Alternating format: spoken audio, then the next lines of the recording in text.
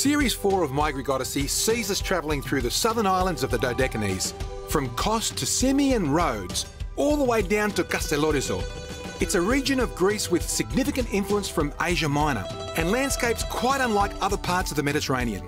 The history is as dramatic as the scenery, and of course, the cuisine is unforgettable.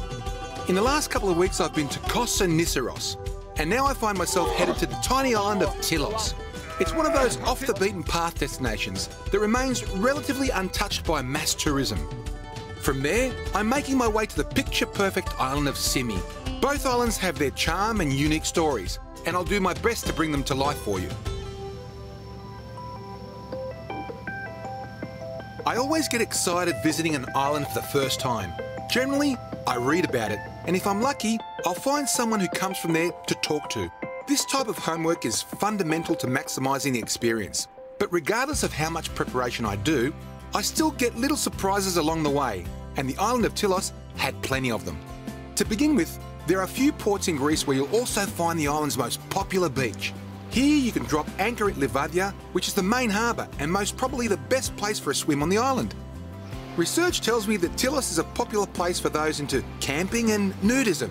Neither of those are my idea of fun, so assuming you can do without seeing me in my birthday suit, I'll skip those parts and focus on stuff you'd probably rather see. First stop was a walk with Stathis. I fell in love. You fell in love? Yeah. What, with the island? With the island and with my wife. What, you hadn't met your wife? No. You met her here? I met her here. I didn't know her. This is a true Greek love story then, is it? Yes. I saw her and I was like a stone hit me in the head. Really? I was like that, oh my God. Wow. Tήλος has a magic. Tήλος is the island that when you come, you fall in love with Tήλος. You fall in love with the people. You fall in love with the food. You fall in love with the environment, the mentality. I can tell you 1,000 things that you can fall in love with Tήλος. We have also a very big environmental project they call Tήλος. Right. With renewable energy. It's a very innovative project. Yes. And the thing is that we produce power from wind turbine and solar panels. We also storage it. You store as well? Yes, we have batteries that we can storage. In this little island? In this little island. And the thing is that we produce more power that we can consume. Wow. That is absolutely fantastic. And they did it in Tήλος. Wow. So I understand this is the first island in all of Greece that does that? Yes. This is an energy-conscious society at every level. The entire community is behind the drive to be self-reliant through environmentally friendly solutions. From free electric car charging points and bike hire to waste recycling and solar power. When it comes to sustainability, the people of Tήλος are way ahead of almost every other island in Greece. I had to see it all with my own two eyes because, frankly, I didn't think anyone would ever believe me unless I had the footage to prove it. So, Stathi, there's only one wind turbine. I was expecting to see half a dozen, you know? No, it's enough. One turbine and one small solar system. And so how much power is that one turbine producing? 0.8 megawatts. 0.8 megawatts. And with the solar cells, it's enough? It's enough. With the solar cells, about 1.1 megawatts. And you're actually feeding the grid. Yes. You're selling power back to the grid. Yes. I understand you sell power to the grid for less, a lot less than you buy it for. Exactly. And why is that? Because it's the law. The law. That's the European law? Yeah, the European law, the Greek law, every law. Everywhere in the world. So at the end of the day, you're actually paying for the power? Yes, we're paying. But if you were off the grid, you wouldn't pay a cent? No. Well, maybe they've got to change the rules here. I don't know. It's just weird, isn't it? It's weird. It's weird, not weird, that I cannot explain it. OK, let's just live with it. It's not up to me to say that. The important thing is you're producing more power here. That we consume. It works. Can I get a closer look? Yes, of course. Let's go and have a look. Tήλος could be comfortably off the grid and pay nothing for its power consumption. But the political and commercial complexity of having big business support sustainable energy means no one will invest if there aren't a few dollars to be made. So each one of these is a battery? Yes, yes, each one is a battery. We have 32 at this side, yep. 32 at the other, yep. and the same amount at this side. So that's 128? At the total. 128 batteries? And yes. I'm told they're 260 kilos each? Yes. And how much power from the solar and the wind turbine is this storing? 3 megawatts. 3 megawatts? Megawatts, yes. 3 megawatts. Man, and so how much power is the island using? The whole island in the full season is 1.1 megawatts. So you're producing heaps from one of these turbines And a small solar panel. Unbelievable, mate. I love this. I reckon it's fantastic. Now, this is new technology, isn't it? Yes, yes. This is not just normal lithium or hydrochloric. No, These no. are new. Very new technology because they store enough energy. Wow. They're pretty impressive.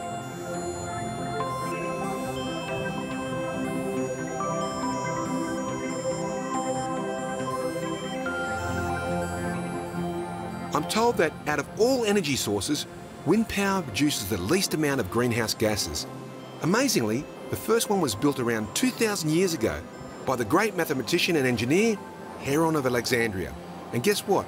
I think he was Greek. Over the last 20 or 30 years, wind turbines have popped up all over the planet. You see huge expanses of them in countries like Germany and France. A lot of people don't like the humming sounds or the look of the big wind farms that spread across the landscape. I suppose you have to weigh up the alternatives and make a judgment for differing locations. Here in Tήλος, they're more than happy with their solution. It's simple but effective.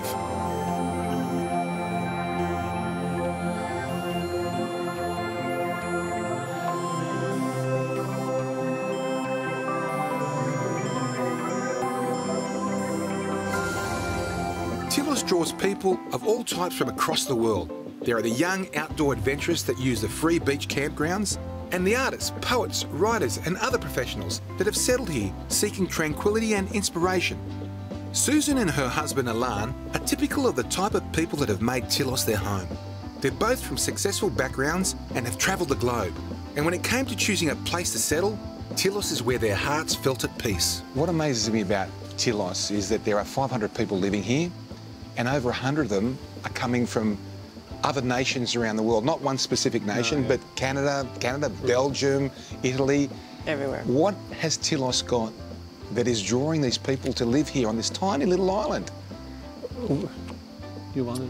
Well, there's something I don't want to use the word mystical, but there's something that there's a lot of energy here. There's something that you just can't physically see. When you arrive, you either capture it or you don't, but those of us that are here know what I'm saying. There's a lot of, just a lot of serenity here, and I know that when we're here, life has a different angle to it. Yeah. You know, I could tell you if I died tomorrow, I don't feel so bad about it, thinking about it here, as when I'm back in the city.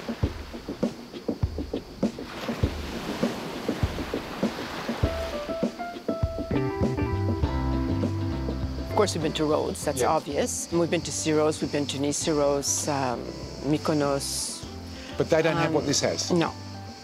No. Nowhere near it. Nisiros is beautiful. You said no sharply, like Symis there's no is chance. beautiful. No. No chance, no chance. No. Wow. No. But we love these all other places. Yes. It's not about loving, it's like a need. And when we would finally arrive and people would say, oh, what are you doing? You know, we're going to Tήλος. Yes, we live here. And we'd say, we're not coming because we want to. We're coming because we need to. Wow. It's a need. It's like food. It's a... Yeah. It's a fix. You're getting a fix. Exactly. Yeah. You know, this non-duality. Everywhere I went and everyone I spoke to sang from the same hymn sheet. It's as though the island's populace got together before I turned up and memorised the identical one-liner. We are in love with Tήλος. What blew me away was, despite being a diverse hodgepodge of people, including writers, academics, board directors, and even a retired adult movie star, each one of them had the same opinion. And yes, you heard it right. I met a retired adult movie star, and he was an absolute gentleman. The following morning, fresh from a good night's sleep, I was up early for my usual fitness routine. Only this time, I had a training partner, Zafidis. First, Yeah, okay. and then I'm gonna let's just do. Okay. That's it. Let's go. Okay. With only 45 minutes a day set aside for exercise, I don't think I'll ever have a body like his. But for me, it's not about how you look, it's more about how you feel. Well, that's what I've convinced myself of anyway. To be honest, right about now I felt pretty damn exhausted. Ella. Good job, man. You've been training all your life. You're one of the most recognised and well-known personal trainers in all of Greece. You had a great gym, outdoor gym in Athens, and you chose to come back to Tήλος. Why would you come back to Tήλος? Because this is my place, this is where the place I will grow up, and I love my island. And the most important is that it's an island, very touristic, but for people, they like to do a healthy lifestyle. So most of the people, most of the foreigners are coming on Tήλος.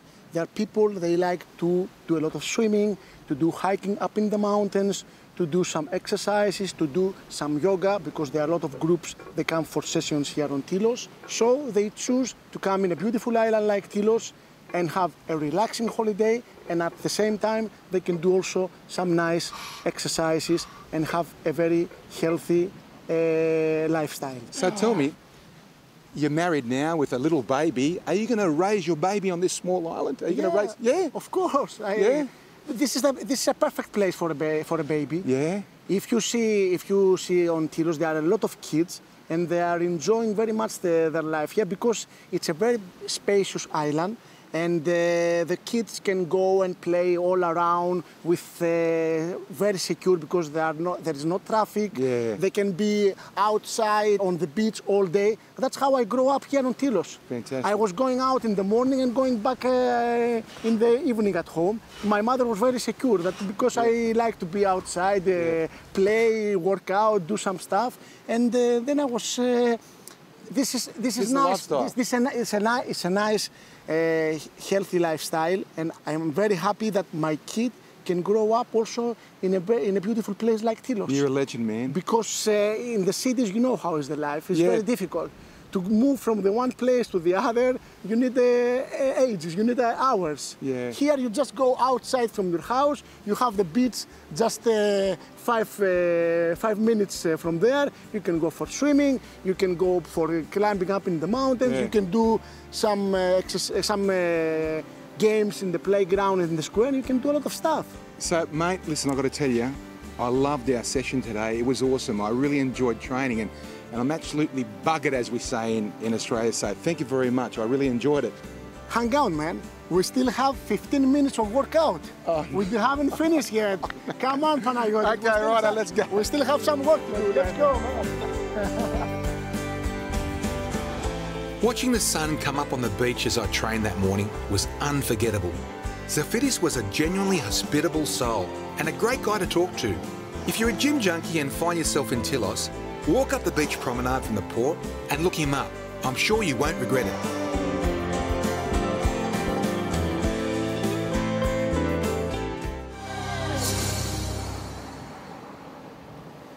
Just on 4,000 years ago, the last known European elephant colony to die off is here in Tήλος. They're a species of dwarf elephant, remnants of which have been found in a grotto known as the Charkadeo cave. While I was here, they were moving the museum to its new premises, a stone's throw from the cave where the paleontological team were excavating bones. These investigations tell us so much about what happened here all those years ago, and meeting with the chief paleontologist was an honour and a privilege. And quite honestly, when I read about the dwarf elephants of Tήλος, I thought it would be a bit underwhelming. But that all changed when I met Professor George. He explained how these unique animals were probably wiped out by one of the largest volcanic eruptions in Earth's recorded history. It was a catastrophic event known as the Minoan eruption of Thera, or the Santorini eruption. It occurred sometime in the middle of the 2nd millennium BC, so there's no recorded history of what happened, other than the possible links to events mentioned in the Chinese bamboo annals and Egyptian tempest stele. The resulting ash cloud and tsunamis transformed the region and decimated entire animal and human populations. Professor, what are we looking at right now? Right now we are looking at an endemic elephant skull, the upper part, the maxilla. It belongs to Elephas tiliensis. Elephas tiliensis was the last elephant that lived in Europe. It became extinct about 3,500 years or 4,000 years. And the oldest findings in this cave are about 40,000 years of elephants. These elephants came on the island swimming. Swimming? Swimming. The same phenomena has occurred in many Mediterranean islands, Cyprus, Rhodes, Tήλος, Kythnos, Naxos, Sicily. So they went swimming everywhere? They could swim everywhere. Here we have documented bones from more than 95 elephants. On this island? On this cave. In this cave? So is there a chance that they came in here to hide? Possibly to hide from what? The volcano, the ash? The volcano, from the ash, yes. Yes. What is interesting, we have about 25% juvenile animals. Yeah. So it's not a place where old animals came to die. We have young animals. So you've got juveniles coming here as well as old ones. So it's not a burial place for the elephants. It's not a burial. Obviously, some animals died here. Yeah. But we have smaller ones that were living there. Maybe they were trapped. So there's a possibility that there was an event, these animals, because there's juveniles coming in here as well, came in here to protect themselves because of pyroclastic cloud or volcanic rock flying through the air as a result of the Santorini eruption. This is at the last time that it became extinct. Before, they were obviously coming in the cave and going out. Once they came and were trapped, I believe. Professor George has spent almost half a century in this cave studying the dwarf elephant. With very little support, he and his team work long hours in the field, labs and university.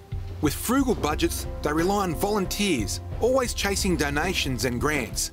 Between the countless hours spent researching, the professor finds the time to teach and inspire new students in his field. What a legend. Another of the interesting people I met in Tήλος was Adrian. He's a mix of Vietnamese, French and Greek. His parents settled here many years ago, and he's now a leading guide on the island. So, Adrian, this is Megalochorio, big town in Greek. Yes. How many towns are there in all of Tήλος? Actually, Megalochorio is the main village, is the capital. There is the harbour, which is Livadia, and these are the two main settlements on the island. Right. And then there is a little fishing harbour, which is called San Antonio, close to Megalochorio. Yes, and there is also Aristos, which is the main beach, 2 kilometers south of Megalochorio, with some houses close to the shore.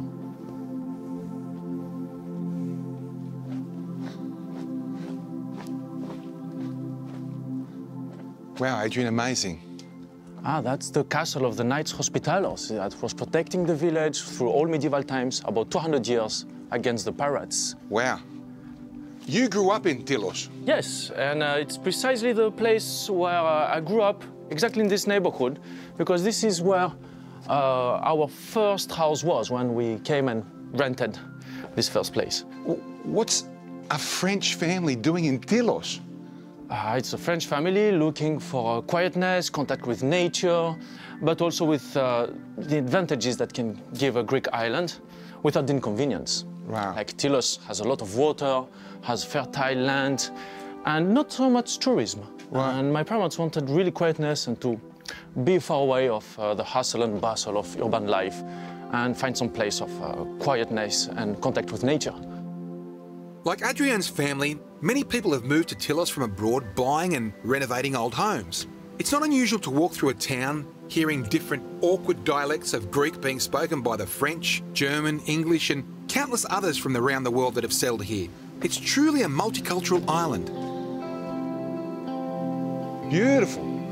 Yes, that's my favorite church.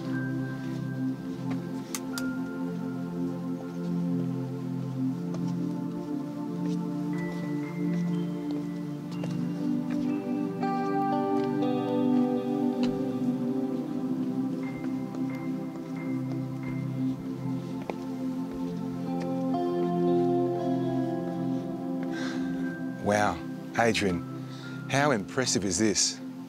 Yeah, you see, that's something like, I can say, my village.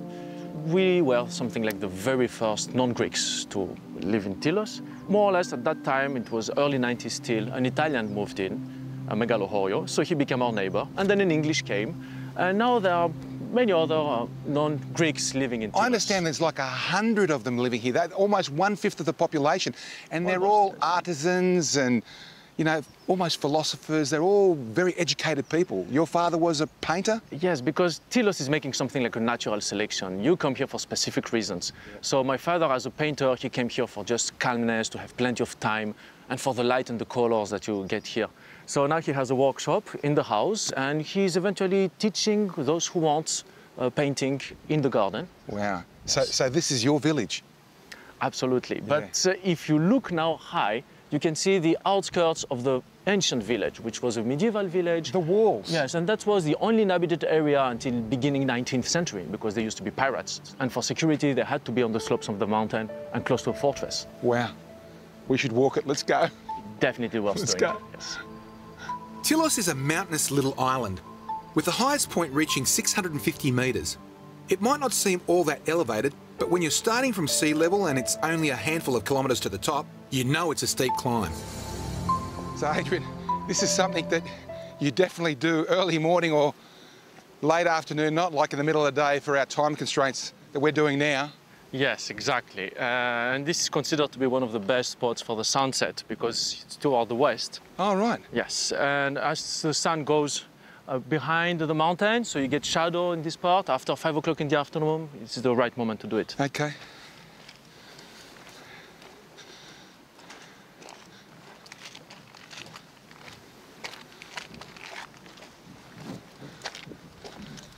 Ah, look, Panayoti.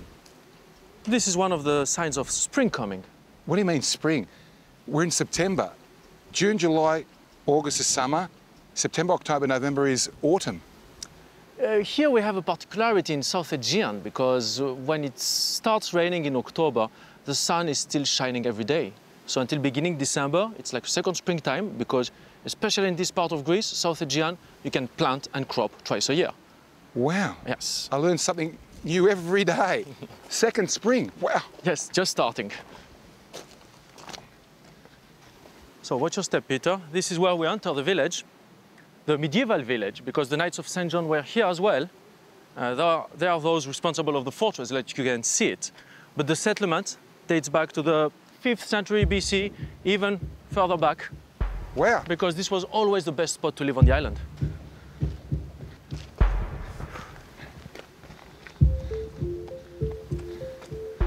So Panayotis, you see these walls here? This one and the other one further. These walls, they are like 2,500 years old, about. And a bit further, you can see the houses of the medieval settlement. Oh, so there's many houses there. I think I can see a chapel as well. There are several chapels, and some of them keep some frescoes. Let's go and check them out. The amount of work involved in constructing the fortifications is impressive to say the least.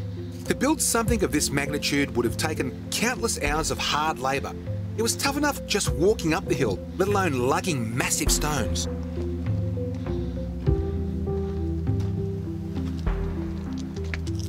Look, here's a medieval chapel. Right. So this is one of the very last preserved frescoes. And you can see here is Archangel Michael. You can recognize it's him by the wings, the sword. And it's an occasion to remember that the Archangel Michael is one of the main protectors of the Knights Hospitallers, along with St. George, not only St. John, and St. Catherine, it's also Archangel Michael. And here is a representation of Virgin Maria at her Dormition. That's the difference between Catholics and Orthodox, because for Catholics, Assumption. And you can see when he's cutting the hand of an unbeliever that wanted to touch her. Wow. So this is what, 700, 800 years old? Precisely, yes. The times of the Knights Hospitallers, yes. Okay, well, we better get to the top. How much longer have we got to go? Oh, like 10, 15 minutes more. Yep. Oops. Mind your head. Yeah. I seem to be forever walking up hills and mountains in Greece, but I never get sick of it. Be it an amazing view, an historic landmark, or a natural wonder, there's always a worthy reward for the effort. The added bonus is that I don't feel guilty eating all that tasty food Kyriako cooks up, because there's no doubt I'm burning all those extra calories.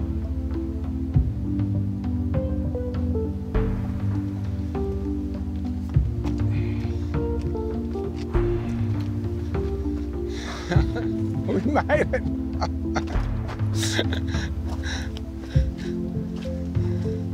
Ah la la.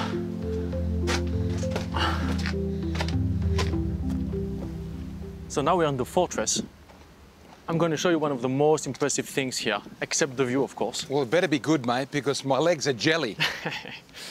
Here it's always worth the effort, you see. So, Panayotis, here we enter the chapel of the Archangels Michael and Gabriel. That was in use until the beginning of 19th century. But these frescoes that you see now, they date back to the 15th, 14th century about. You can see Jesus Christ Pantocrator, what's left from him. And here was the altar, so the ancient core. And if you look on this side, you can see the resurrection of Lazarus. And he has a lot of marks on because, you see, it was covered because of the Ottoman rule, obviously. Yeah. And on this side, you can see the transfiguration of Jesus Christ. Wow, and it's all covered with stucco. Yes, yes, but you can see how well the colors are maintained because this stucco protected it from the humidity and it would eventually become destroyed otherwise. Where does that stucco come from? Why did they cover it?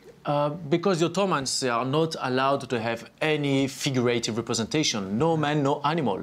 So whenever they see this, they have to cover it. It's impressive, man. Yeah. It's impressive. Let's go back out and look at that view. It's awesome. Okay, yes. Awesome church. Awesome.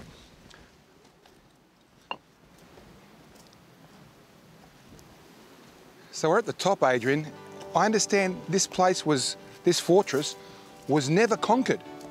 Yes, absolutely. And this is the result of a very successful cooperation between local inhabitants, who are actually Orthodox, with the Catholic Knights Hospitallers. And it's one of the very few cases they could cooperate, because in all the rest of the Christian world at that time, Orthodox and Catholics are not getting very well along. But Knights Hospitallers, they offered a very good logistic organization, and the inhabitants were fighting for their land. Wow. And they succeeded together over 200 years. Wow. Yeah. It's impressive, man. Anyway, we're at the top, time to go down. But mate, you have been absolutely awesome. This has been such a wonderful day. I'm going to remember this for a long time. Let's go, buddy. All pleasure mine. Let's go this way. Okay. As the walls of the fort have crumbled and fallen, so too have empires come and gone. Centuries pass and a lot changes. But one thing that remains the same is the power of religion to move people to achieve great feats for good and bad. Here, I'm contemplating because I don't think I've come to an island like Tilos ever before. Everybody on this island absolutely loves it, but they can't explain to me the detail of that love, and I'm going to try and understand it and explain it to you now. It's the people, the tight community, their vision to make their island better, the mix of locals and people that have come from abroad. For me, this is the Hydra of the 21st century. There are writers, there are artists, painters that have come here to settle in the zenith of their life. I can't explain much more. Anyway, time for that swim.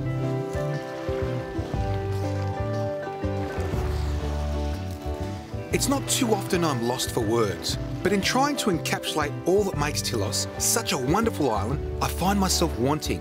To truly appreciate all it has to offer, you have to come and see it yourself. And don't just make it a short stopover. Spend a couple of weeks here and really embrace the people and lifestyle. You won't regret it.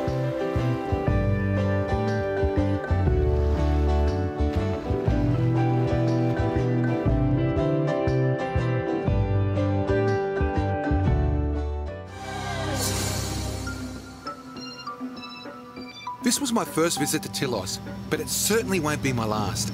I had a great time and made some new friends that I'll definitely stay in touch with.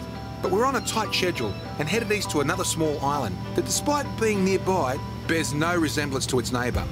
The place I'm talking about is Symi. Amongst the Greek community, it's a very famous island and has a rich history, evident in the layered density of the port. It's like no other island in Greece, and from the moment that you cruise into the harbour, you're awestruck by its beauty. The steep slopes are packed with row upon row of stunning houses, reflecting the former wealth of the inhabitants. There's still plenty of money here, but it's nothing compared to when Symi was at its prime.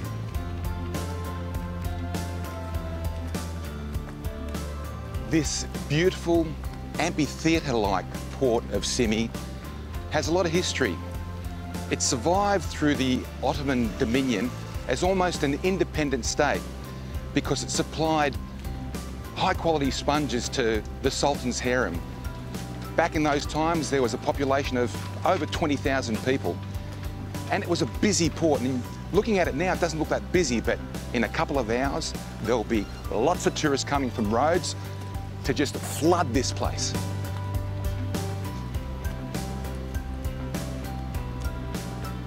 Don't get put off by the volume of tourists that visit here. They come in waves and leave as quickly as they arrive. They also get lost as they disperse through the multitude of back streets that lace the port town. The vast majority are day trippers, so the mornings are serene, and in the late afternoons it's mostly locals only. So if you can bear the occasional surge of people, the peace and quiet in between makes it worthwhile. Realistically, there are few islands that have as much to offer as Simi that don't get hordes of sightseers. It might not be the case with every tourist haunt, but here, the number of visitors is indicative of how good a place it is. One thing Simi is not short of is stairs. They're all over the place. So if you're a stair junkie, this is the place to come. This one's only a short stair. I think it's about 100 steps. But there's one around the corner that's got 660 steps. Here at το Περιστέρι της Ειρήνης is where they signed the armistice in World War II for all of the Dodecanese Islands, May 1945.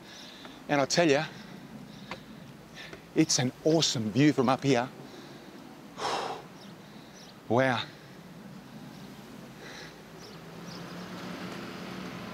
With the exception of the street-level shops, Simi seems like it's been stuck in some sort of time warp. The neoclassical architecture and its 3 or 4 base colours haven't changed in the last few hundred years. You could literally sit at any one of the waterside cafes and bask in the kaleidoscope of portside buildings for hours. Your eyes won't get bored of the stunning scene that graces you. The harder you look, the more detail you start to see. Buildings from different periods emerge from the tapestry, and the story of the island unfolds before your eyes. I was intrigued by how it all came to be, and how they managed to maintain the heritage of the place. So to get a detailed perspective of the town's past, I met up with an expert on the subject, a local architect named Leftetti. Leftetti, this is all local marble. Yes, it's stones, local stones. Right. They're made by hand, all handmade. All by hand? Yeah. Local planning laws mean you can't divert from the traditional building envelopes or colours. Reconstruction approvals of any dilapidated houses require historical searches of documentation and photographic evidence of what once stood there. It's a complicated and time-consuming process that ensures Simi preserves its magnificent historical beauty. So, Panagiotis, this is the Kalistrata, which is 550 stairs. It's connecting the port with the Χωριό, and only the rich people can walk on it. So where did the poor people walk? To the other side. On the other side? Wow. Yeah. I love some of this architecture, Leftetti. It's beautiful. They must have spent a lot of money back then. As they calculated then, in 50 years, from 850 to 900, they spent about 4 billion. 4 billion? 4 billion, Unbelievable. yes. Now, 4 billion drachma then, now, it's a lot of money. Yes. And there's noble houses on both sides here. Exactly. Wow. Underneath, on the ground floor, there was shop. Right. And above, there was the people lived anyway. Right. Leftetti, Simi is absolutely magnificent, but I don't think I've seen this architecture many other places in Greece. It's the same architect as in Hermopolis, in Syros. This is the neoclassic part of Simi. Before the neoclassical style, it was the style of the Aegean island, like the Cycladic, let's say. But this neoclassical style came for the merchant. They went in Europe because of the merchant they do with the sponges, and they see the neoclassical style in Europe and then bring it. Right. And there was some description to the people they work, to the builders, how they want the houses. And for this, it became the neoclassical style. Because the Simiots were fishermen, they were sponge divers, and they had good boats, so they travelled a lot, didn't they? Exactly, and they have a lot of merchant with Europe. Right. The big cities then, Trieste, Nice in France, London, and there was exchange. And so they would trade a lot? Yeah, so they travel and they see this new style in Europe, bring it in. And they brought it here? Yeah, it was the rich class of Simi, because the poor class, the worker class, was in Χωριό. Right. So all these houses, big houses, 3 floors houses, the noble houses, that was in Yalos.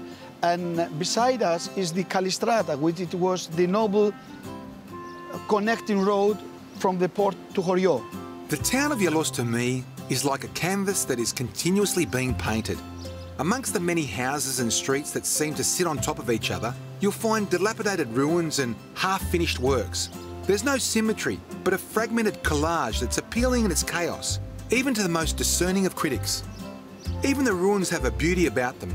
In isolation, they seem like unsightly rubble, but being surrounded by such stunning examples, you can see the potential and start to envisage what could be. With just a little bit of elbow grease and a couple of years' worth of paperwork, the carcasses of the old mansions could be given a new lease of life. It's easy to understand why so many outsiders come here to live their dream of refurbishing a seaside Greek villa. I can see why you're fit, because you're climbing stairs all the time. Once before the cars, they have to walk up and down, the people.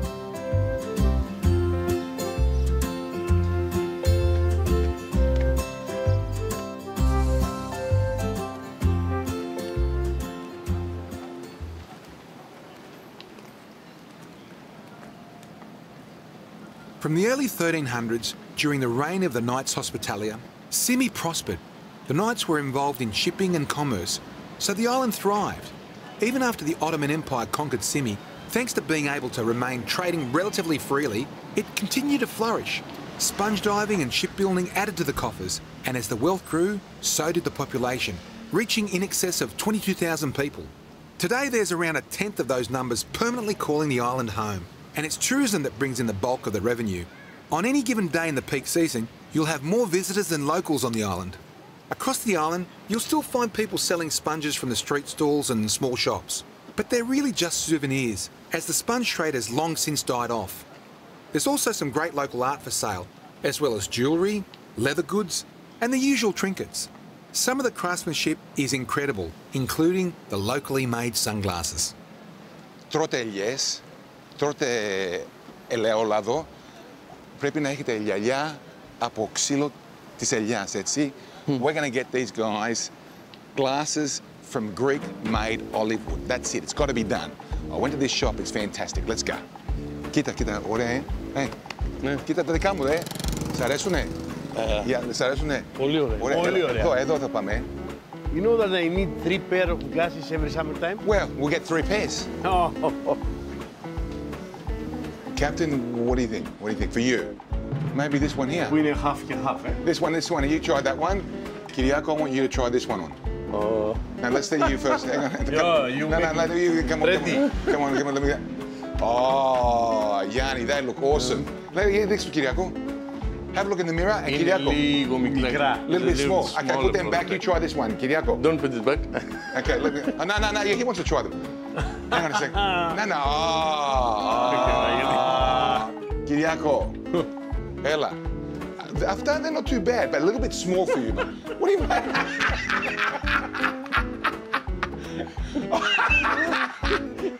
Hang on. Yeah, that's for Mykonos. That's for Mykonos. That's for Mykonos, eh? Mate, now listen, let's be serious, okay? We're going to be serious. Try these ones on, okay? Okay, see after you.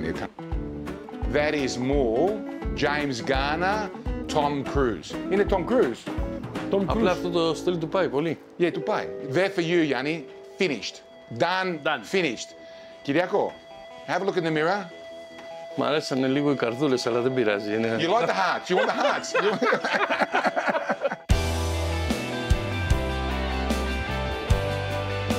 Yanni and Kyriako are like the brothers I never had. They've seen me at my worst, supported me in my grief, and been there for me whenever I was in need. They're like uncles to my son Irenaeus and make my wife Helen feel like a queen when she's with us. In Greece, they are the epitome of what we call philotimo, which is a philosophy grounded in pride, love, dignity, and honour. For me, they're mates for life and make my time in Greece so much more fulfilling. Frankly, I don't think I'd have anywhere near as good a time in Greece if I didn't have them there to share the experience.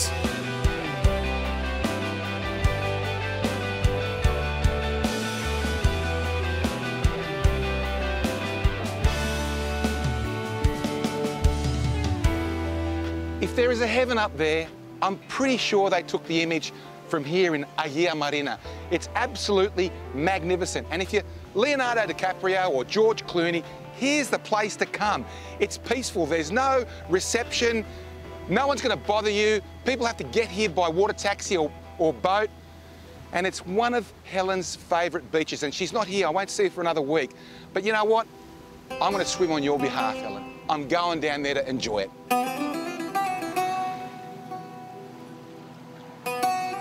I know I say it all the time, but these faraway, almost hidden islands and coves are what makes cruising the Mediterranean so special. There's nowhere else you can find so many spectacular beaches free from huge crowds. Thanks, Kyriako. I think you're better than captain, mate. You're gonna take his job.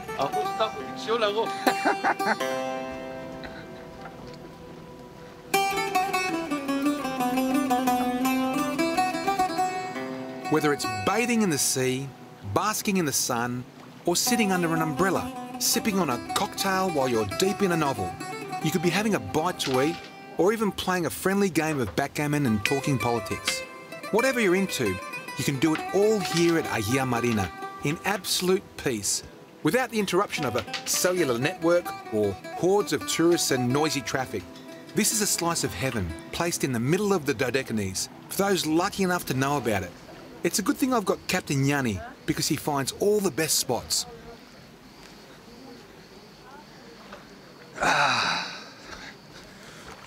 Oh, it's a real slice of paradise, you know? So beautiful. I gotta jump in. It's criminal not to.